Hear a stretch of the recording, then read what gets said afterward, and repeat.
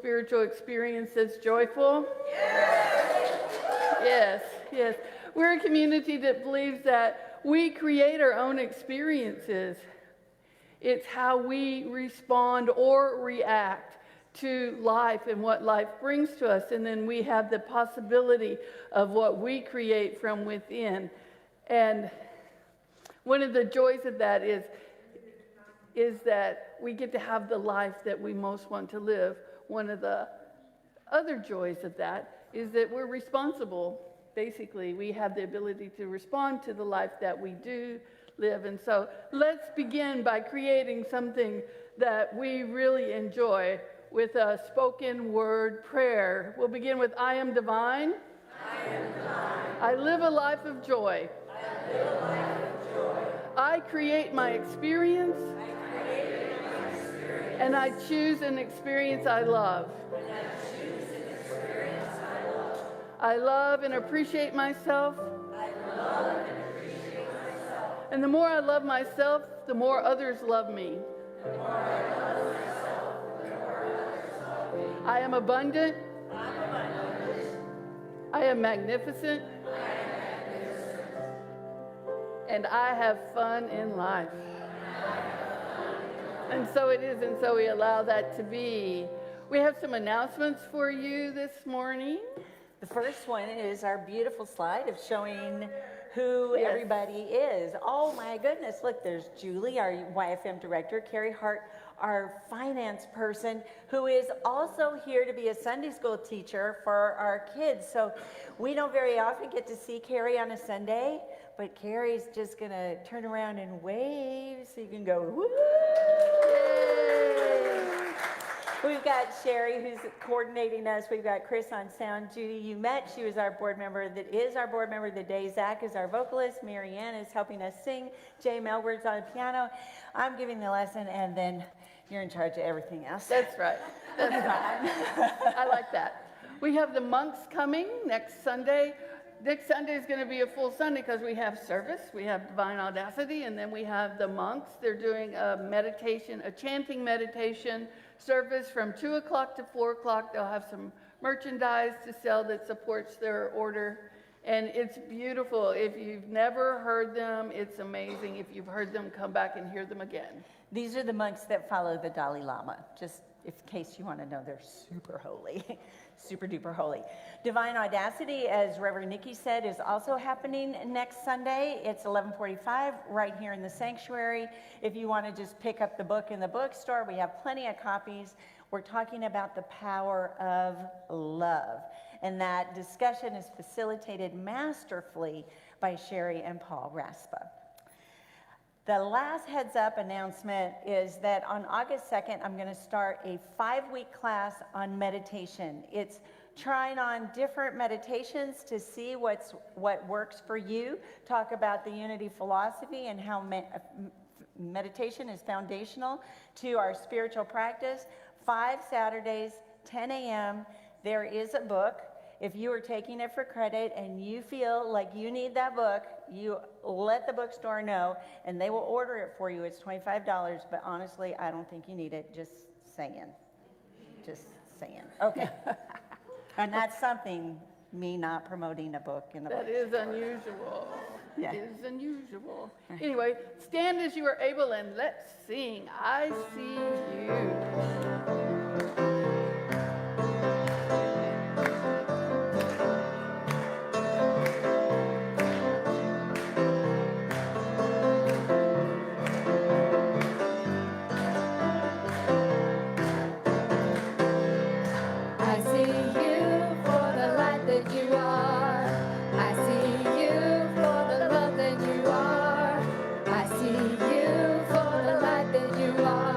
I see your light.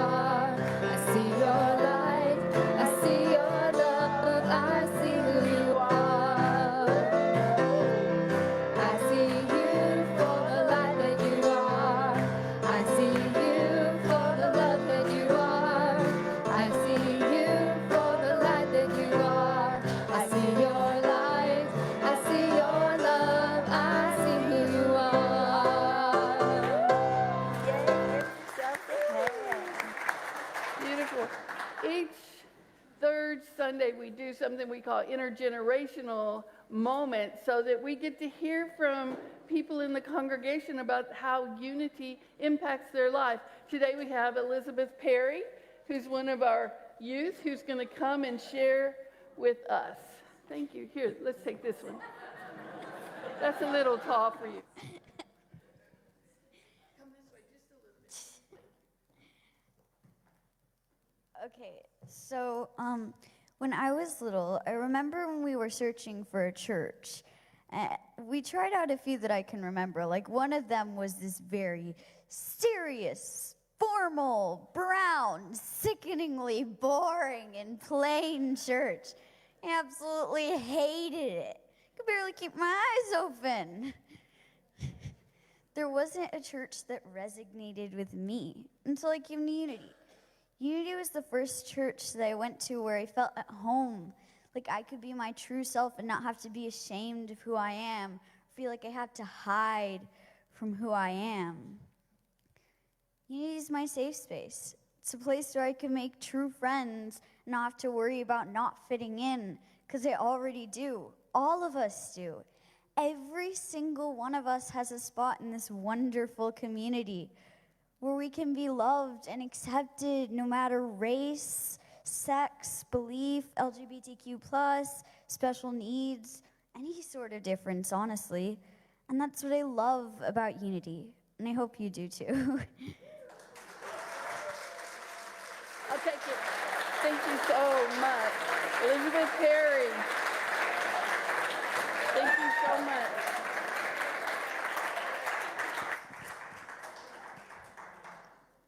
I need to gather myself after that. Thank you. Oh my gosh. Okay, let me call up Miss Ali, another one of our wonderful youth. Ali's going to lead us in our affirmation. I give and receive love freely. Can you please say it with me? I give and receive love freely. Amen. Thank you.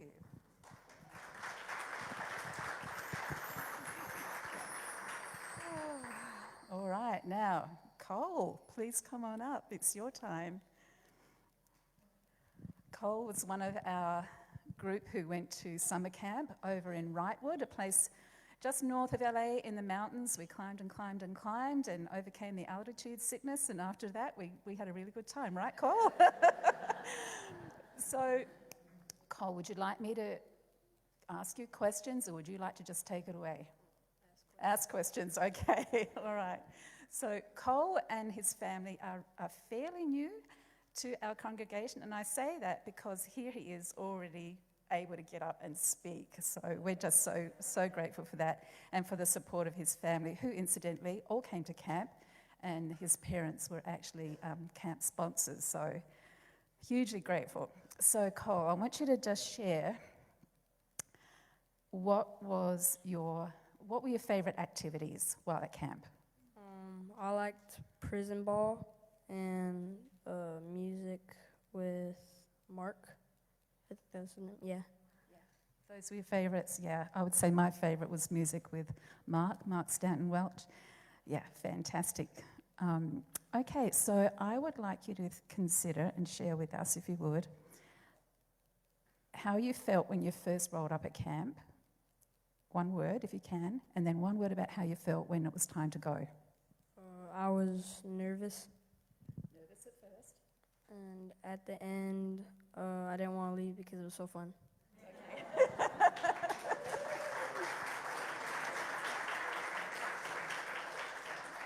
And I did not set that question up because I had a feeling that it was a genuine feeling, right? And I could see that. All right, so one final question. What would you say, if anything, has changed you or something you've learned about yourself or other people because of that camp experience?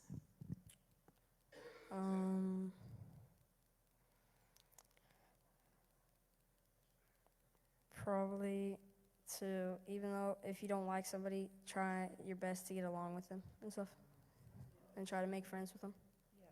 Yeah. Thank you, Cole. Thank you.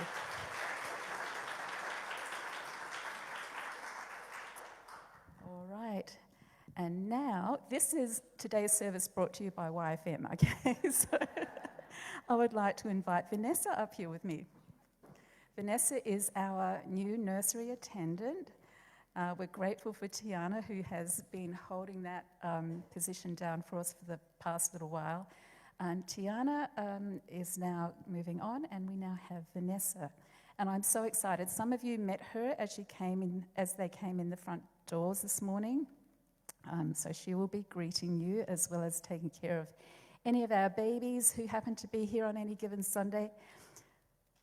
Vanessa, I'm putting you on the spot.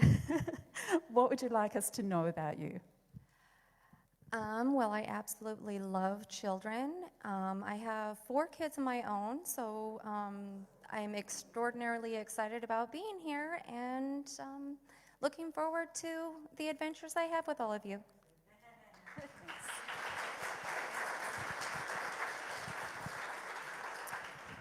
Yeah, we're super excited, and Vanessa has a lot of experience with kids, not just her own, and I can tell already that it's going to be an absolute wonderful new energy and lots of loving care that our kids are going to receive. So if you haven't made yourself known to Vanessa already, please do so, especially our parents and our families. Thank you. All right. All right, so we have an announcement. We are going to spruce up our annex on the inside at least, and we're inviting all of our YFM families, kids, parents, and any others, by the way, who would like to come along. August the 2nd, beginning at 10 a.m. Stay as long as you can, 1-2 more hours.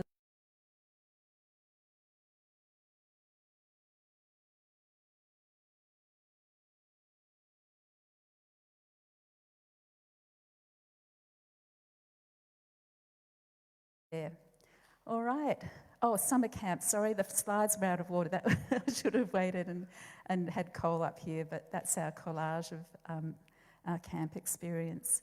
So now it's time to say a blessing for our youth, and then we're going to exit for our class. Children, we love you, we bless you, we appreciate you, and we behold the Christ you are.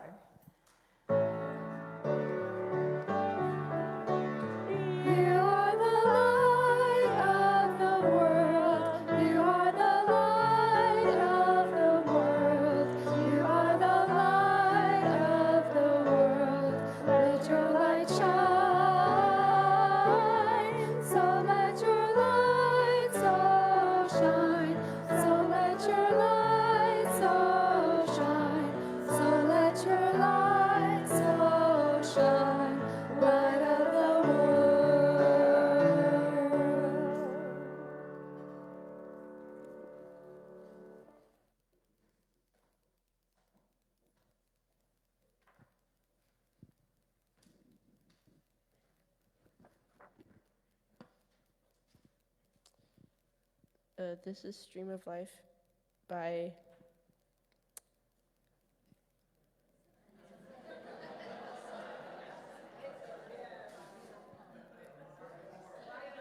a person with a whole lot of soul, probably.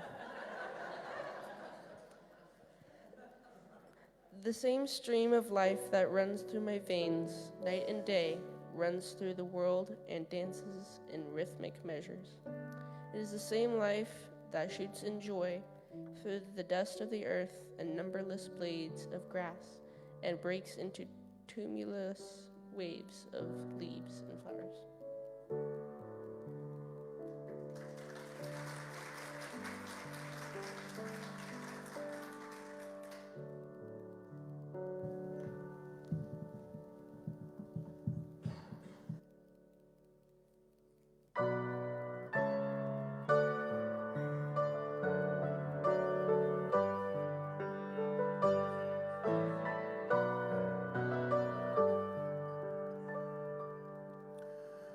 We've all heard this kind of story. Somebody's diagnosed that their time is suddenly short. And in the back of our minds, We wonder what if that news was mine. Would we live and love the same with the means that remain? Would we live like we were dying? Why wait? Why wait for that fateful call, for that wake-up call? Why wait till it's too late? There is only today.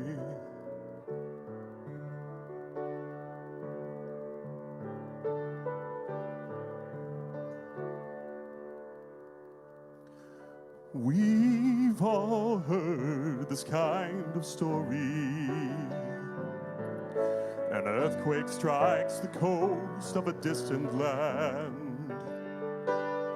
Seems like every time we come together as humankind, we make a different choice. Kindness cuts through all the noise, and we're suddenly united.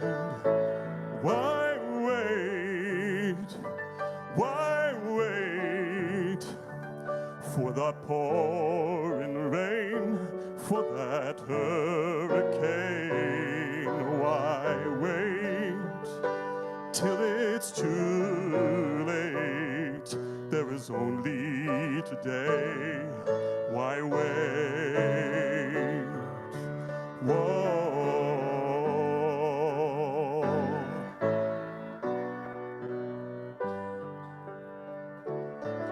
When an ambulance goes by, everybody pulls aside. The holidays with smiles on every face. Tell me what's the reason why we need excuses to decide we are part of only one human race.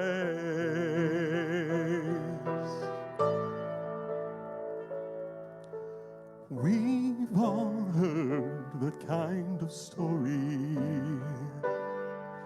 Someone keeps their dreams secure all their life. Why wait? Why wait? 'Cause if we don't try, oh, that dream may die. Why wait till it's too late? Let the future fall away. Let regret evaporate. There is only today. Why wait?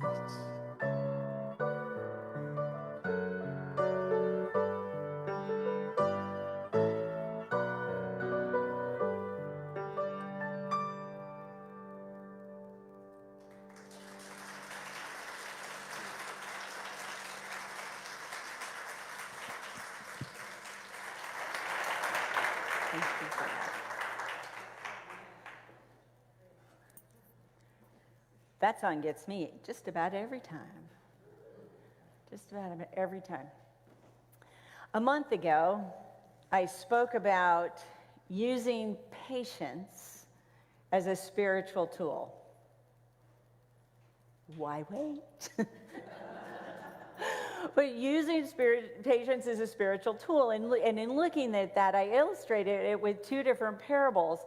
The parable of the sower, which is found in the Gospels of Matthew, Mark, Luke, and Thomas, and the parable of the soap maker, which isn't found in any gospel at all. But together, at the end of the lesson, we had this affirmation, and you can say it with me if you were there, and you can say it with me if you weren't here. You can just read it if you want to. I'm patient. Patience is a spiritual tool I use to support myself throughout the fulfillment of spiritual law. In prayer, I remove doubt from my heart and strengthen my conviction. With patience, I become inspired to take action at the right and perfect time. So I believe if you've been in a spiritual practice or in unity for any length of time, and I know some of you haven't, some of you haven't, and for those of you who haven't, you may have already discovered that timing is the trickiest part about spiritual practice. It's not that we have a tricky God, because we don't. It's not because we have a fickle God. It's not because we have a God who dangles and teases and says, yeah, maybe you, not me, yeah, no, whatever. We don't have that kind of God. What it really comes down to is our own humanity. It's up to us to discern the right and perfect time when those seeds are at their ripest, when that soap is at its perfect consistency for making the optimal soap. It's up to us as a human being to determine what that timing is. So why do we wait? We wait because we need to spend time in prayer to remove the doubt. We wait because we're waiting to strengthen our conviction. We're waiting for that felt sense that now is the right and perfect time. We're waiting for that flash of insight. We're waiting for a recognition of our intuition. We're waiting to recognize that now is the time. That now is the time. There's a parable about a woman who had a dream, and in this dream she was in a cabin, and I'm imagining it was in northern Arizona, which today, is not so hot, but, in the summer people go up north and they go to a cabin, and inside it's cool and it's dry and it's sweet and it's safe. So in this dream, she's up there in the cabin, and in that blue hour before dawn, outside the cabin, there was music, and there were people gathering for a sunrise ceremony, and her alarm began to go off, and she kept hitting the snooze button. By the time she actually woke up, she had missed the whole thing. Sometimes our inner voice is whispering, now, why wait? And we're, dare I say, unconscious. We're just not aware of what is going on. So that's a metaphor, really, for how important it is for us to tune in, to listen to ourselves, to do all of our patient work, our prayer work, to do all that, but also to be ready so that when the time is ripe, when the time is ready, when we get that inner signal, that we wake up and take action.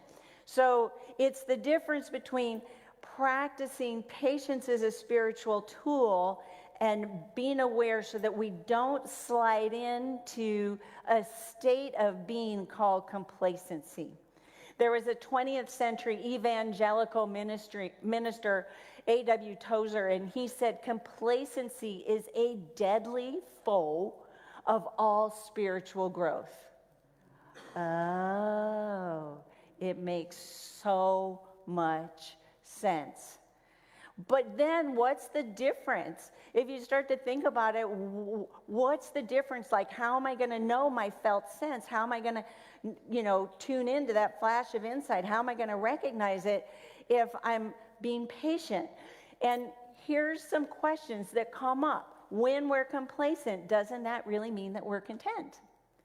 Isn't it important as a part of our spiritual unfoldment to become content, to detach and just accept? Well, yes and no. And what is the difference between contentment, complacency, and peace? And I think that question is the one that's worth going down the rabbit hole for. That's the one that deserves a little more discernment, a little more attention, and a little bit more exploration. Because when we consider peace,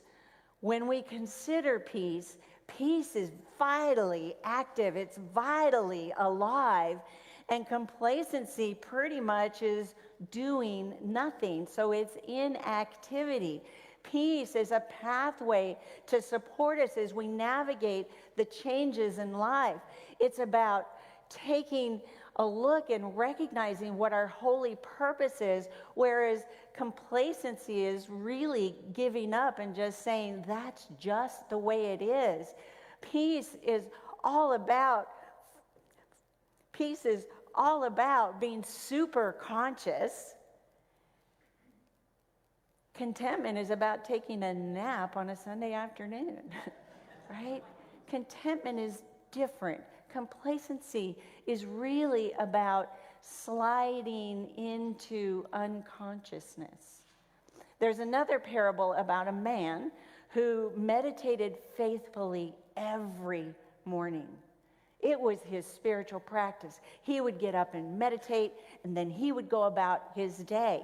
And when something came up at work, like a conflict, or he noticed something happening in the world, he would say to himself, I am at peace.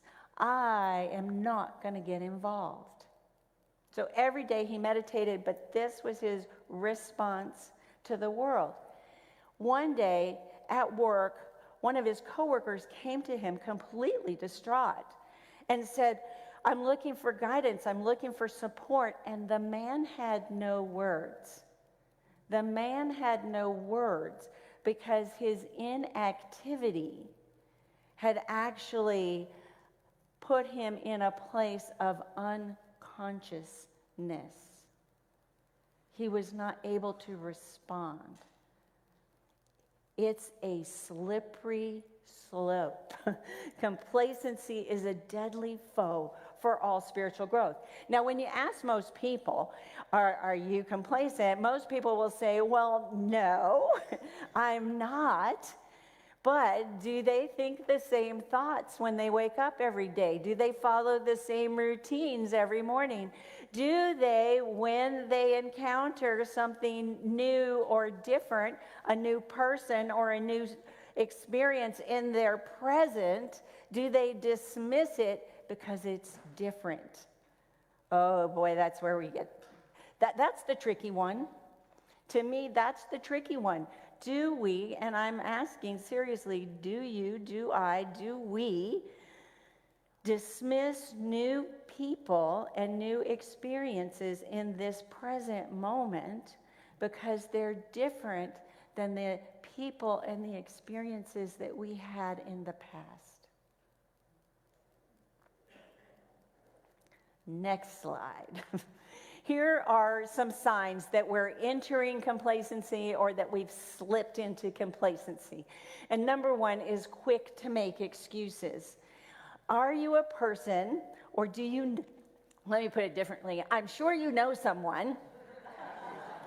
I'm sure you know someone who has an excuse for everything. Well, I can't do that. I can't think that. I can't go there. I can't.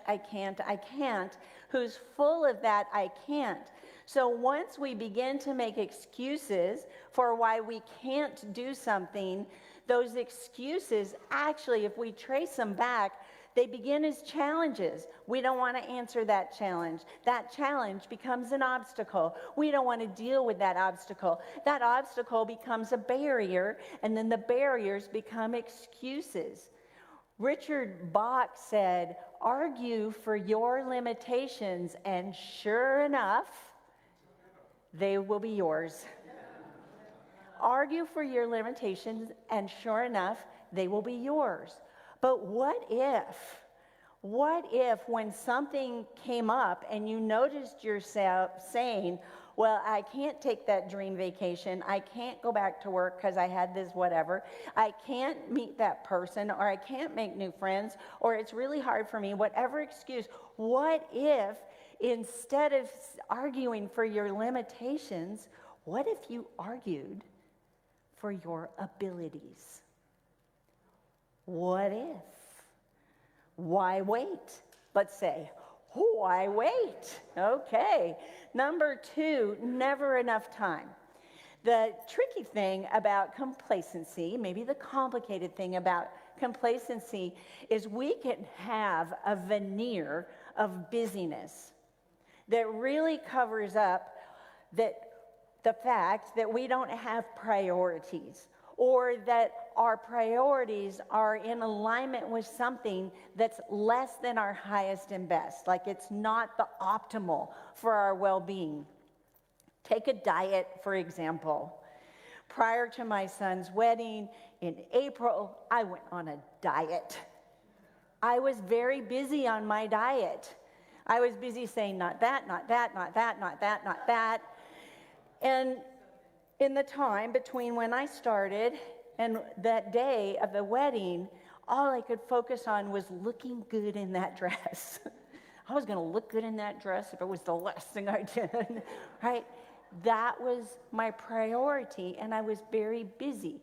Now, when I came home, I was like, great, I don't have to diet anymore. I'm going to focus on my well-being. I'm going to focus on making choices for my optimal well-being. And don't you know, in the 3 months after the wedding, I have lost more weight. I am toner than I was from the efforting that I did before. It was a shift in my consciousness. It was a shift in my mental environment. Yes, that's very nice to be complacent and busy about something like looking good in a dress, but wow, what a difference when I elevated my thinking, I elevated my priorities to say, I am really focusing on my well-being. And there's never enough time in it for a diet, let me tell you. Number 3, no longer teachable. We're human beings.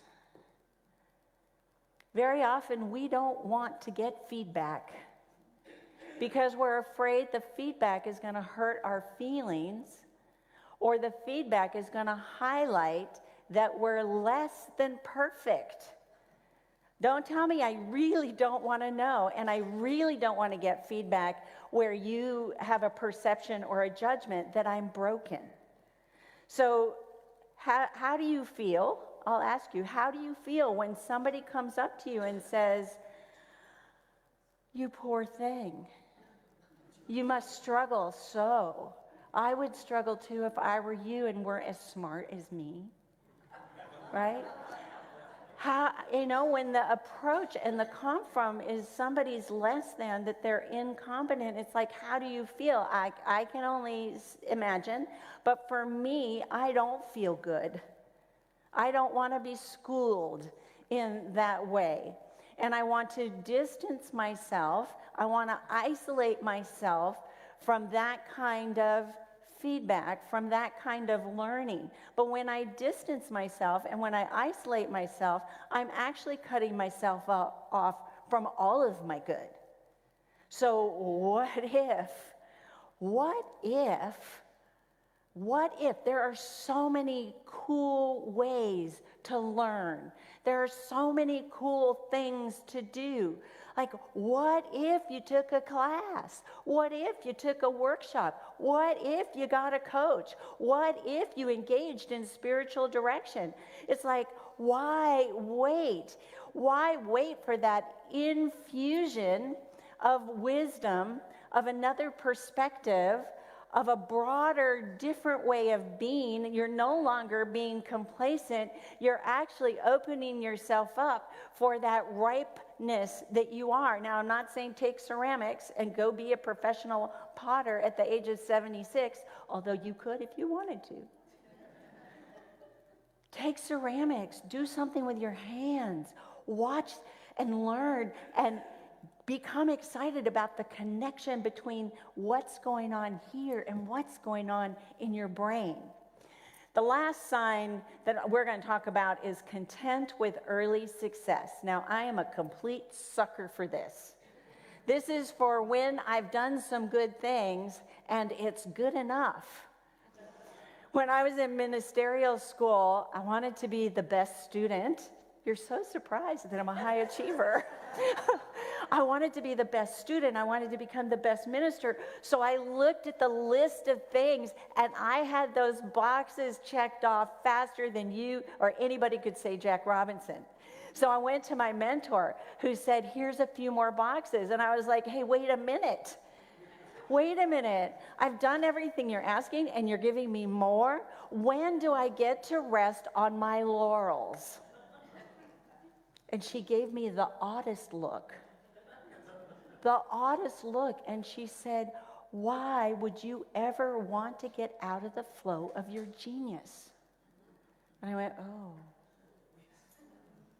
oh. There's a story about a pond in the heart of the forest. And this pond was still. But it wasn't the same as it was before, because before it was fed by fresh rain. Before it was fed by a vibrant stream that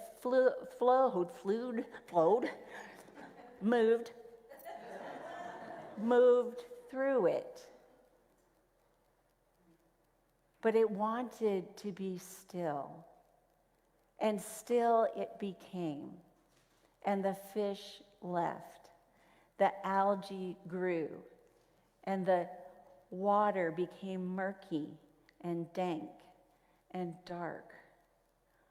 Why would any of us want to be taken out of the flow of peace?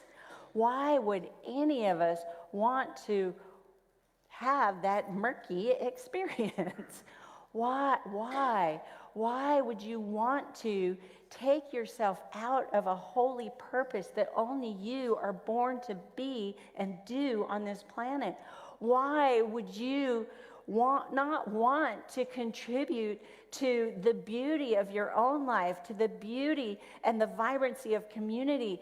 Why would you not want to be big and great? Why would you not want to be big and powerful? Why would you not want to be big and magnificent? Oh, because I might get some feedback. So what? Some people will give you feedback. Some won't. So what? Say it. Some will. Some won't. So what? So what? I want to give you a little recap, because these are the signs, but embedded in them are the strategy, the spiritual practices. A wise heron. Now, go on the internet and find out who said this quote, and it comes back, a wise heron. A wise heron says, stillness is sacred when it is alive, but when it stops flowing, even still water dies. So our job is, find the still water, but then stir it up. Stir it up. We weren't born to be complacent. Complacency is the foe of spiritual growth. So here's our recap. No more excuses. I argue for my abilities. I argue for my abilities. Shift strategic priorities. Find that mental environment that is the higher consciousness, that brings out your highest and best. Be open to learning.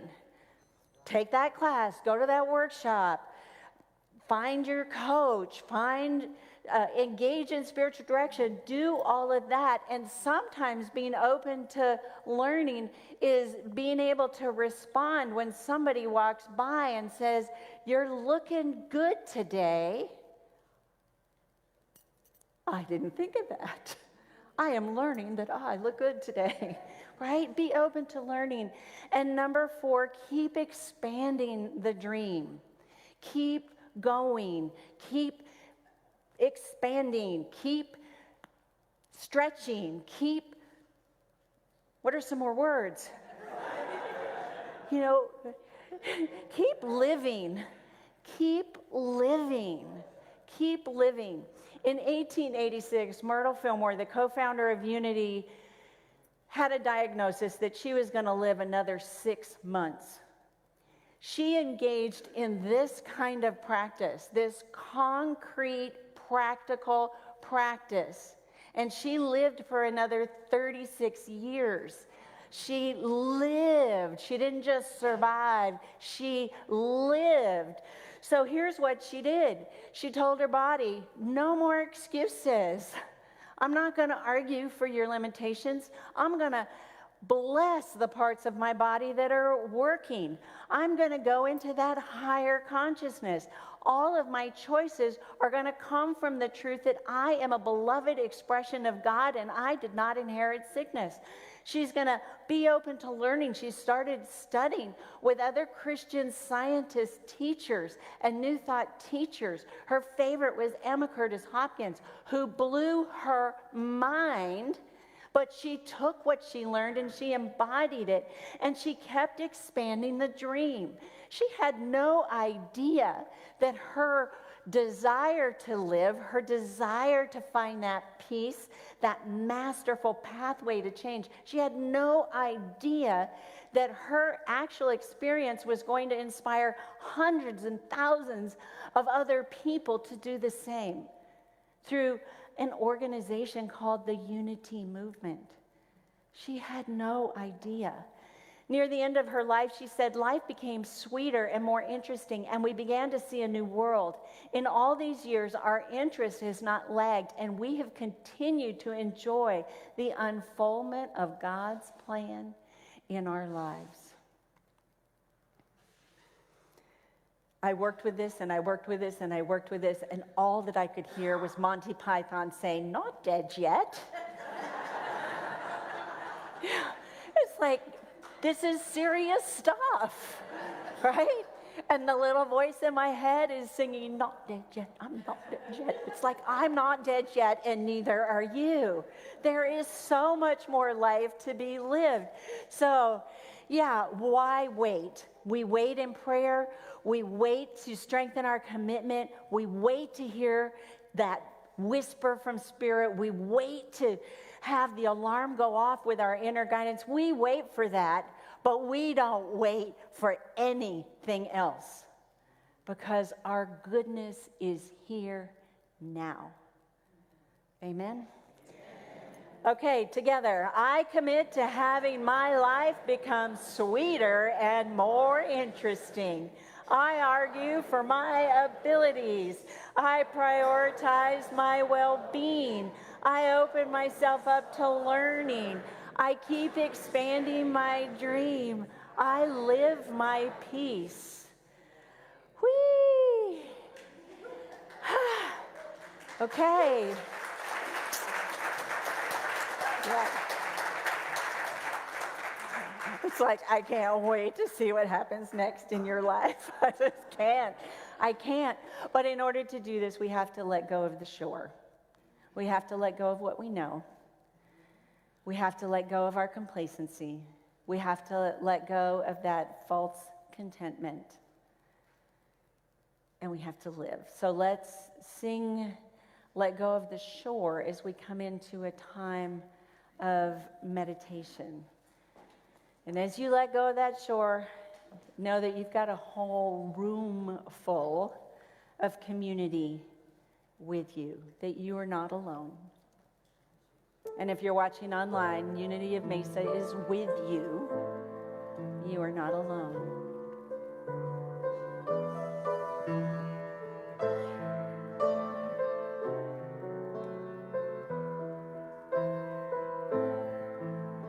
Let go of the shore and let the water carry you. Let go of the shore, float into the mystery. Let go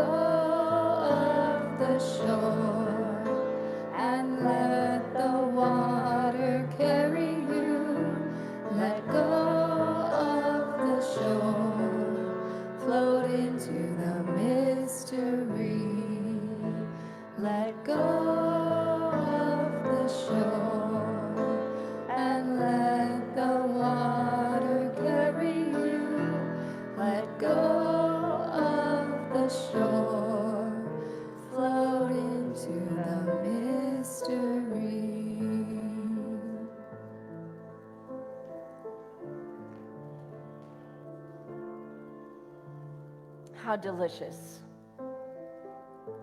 How delightful to come into this practice of meditation with an intention for vibrancy and the peace, the aliveness that peace brings.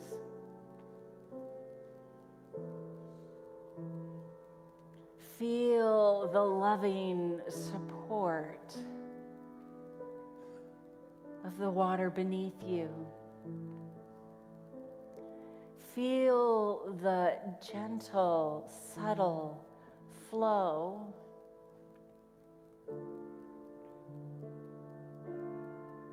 of fresh ideas, fresh thoughts, new habits, new practices.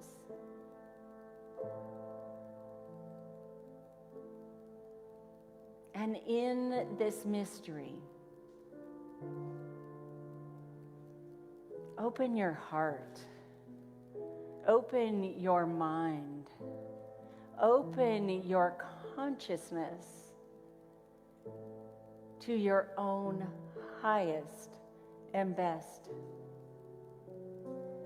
to your own well-being,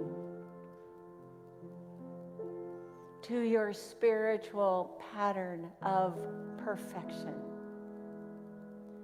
Breathe into the immensity of your oneness with the divine.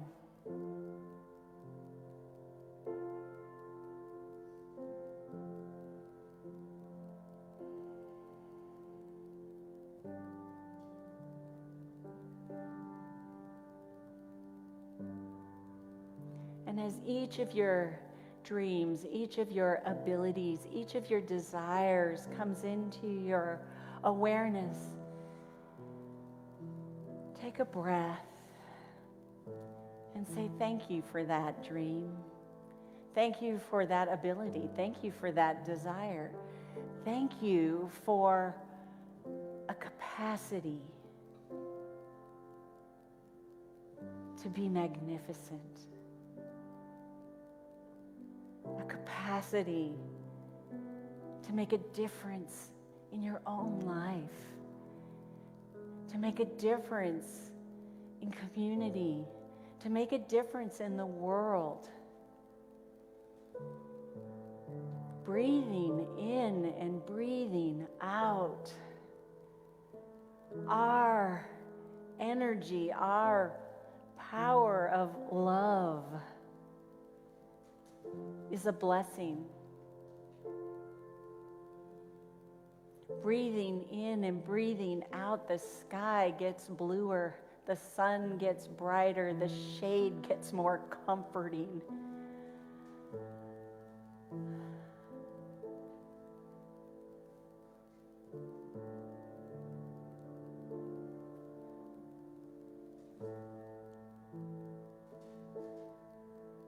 Say in your mind, I am the sweetness of life.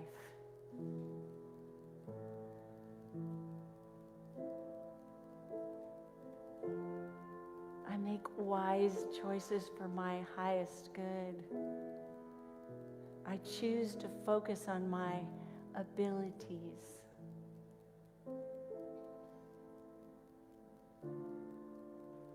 And there's so much more for me to learn, to do, and to be.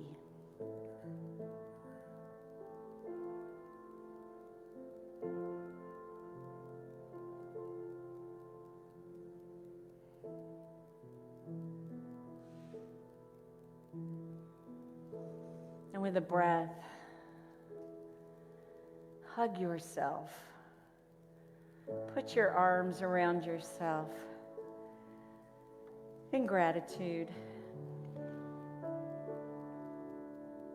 for the light that you are, the love that you are,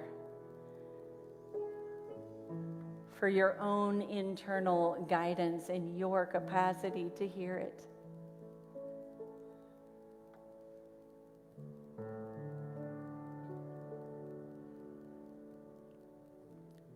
with a breath, open your eyes and remind yourself, I am not dead yet. Not dead yet. I can see you. Not dead yet.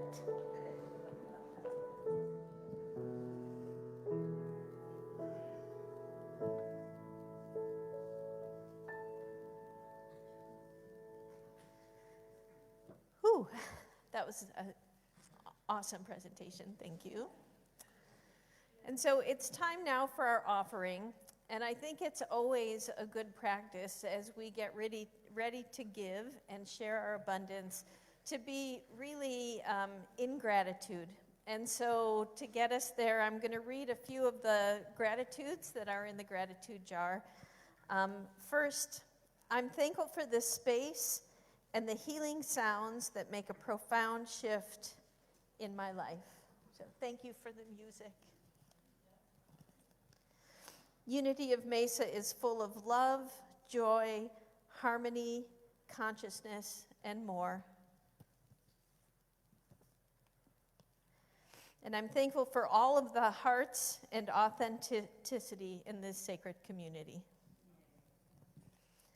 And so, as we get ready for the offertory, there are many ways to give. You can give using the Vanco app, the bookstore, or you can mail in your gift. Just know that it's your gift that allows this spiritual community to operate, right, for these weekly services and for our awesome ministers. And of course, we give in many ways with our time, treasures, and talents. But right now, if the ushers would come forward, we can get ready for our offering.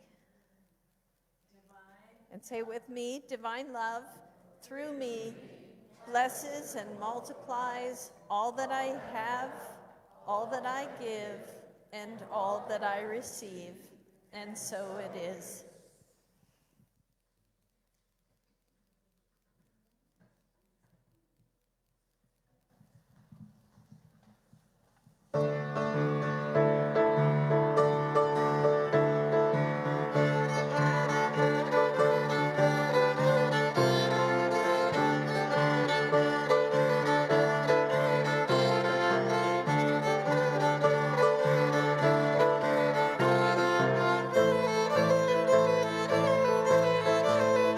When the cold wind is a-calling and the sky is clear and bright, misty mountains sing and lead me on into the light. I will ride, I will fly, chase the wind and touch the sky. I will fly, chase the wind and touch the sky.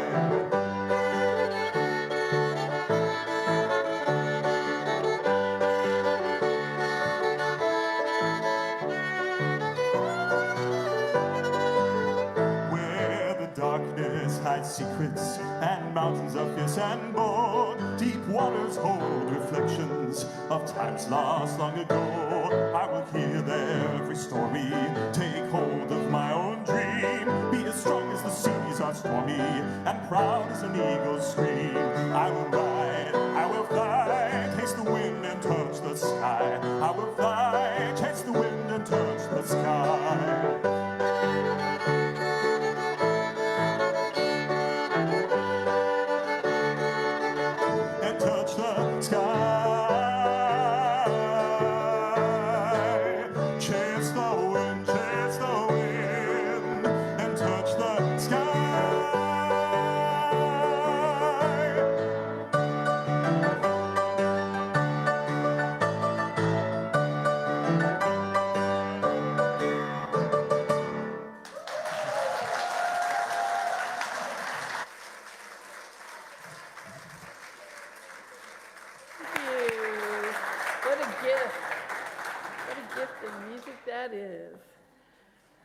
Let's say our affirmation together. Know that this is as much you as it is us. We are one with the opulence of God. We are now in the flow of infinite abundance, and we give thanks for the prosperity that is ours by divine right. We have hospitality. Thank you so much. We have hospitality outside. We have chaplains. Would you be willing to stand up, chaplains? Sherry's going to wait for you. She'll meet you. Oh, John is one of the chaplains. That's why he's Oh, like, yeah. I'll be back. John is one of the chaplains. Barbara Sherrod is one of the chaplains. Audrey.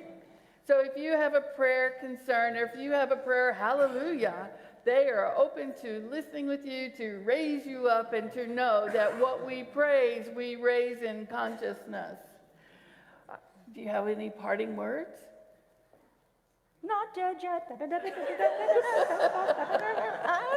Yeah. Have a great week. Have a great week. Have the best week ever. Yes. Together we say the light of God surrounds us, the love of God enfolds us, the power of God protects us, the presence of God watches over us. Wherever we are, God is, and all is well.